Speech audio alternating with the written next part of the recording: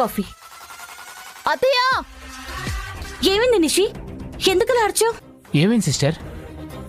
నిషిక వాళ్ళ అత్తయ్య ఎంతో ప్రేమగా ఇచ్చిన నెక్లెస్ కనిపించడం లేదంట. నేను నా లాకర్లోనే పెట్టాను. నిన్న నైట్ కూడా అది ఇక్కడే ఉంది. ఇప్పుడు లేదు అంటే ఈ మధ్యలో రూమ్లోకి ఎవరొచ్చారని పోవడానికి? రాత్రి ఎవరూ లేనప్పుడు నిషిక రూమ్లోకి నువ్వే కదా వచ్చుండావు. నువ్విలా కడుపు మంటతో నాకు పుట్టింటి వాళ్ళు నెక్లెస్ చేయించటం బోర్వలేక ఆ నెక్లెస్ దొంగతనం చేసేంత నీచానికి దిగజారుతావని అస్సలనుకోలేదు.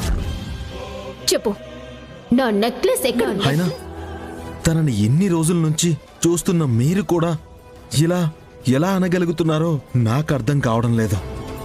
ఈ జగదాత్రి చరిత్ర గురించి మాకు కూడా ఈ మధ్యనే కదా తెలిసింది. ఆ చరిత్ర తెలిసాకే అనుమానం బలపడతా ఉండది.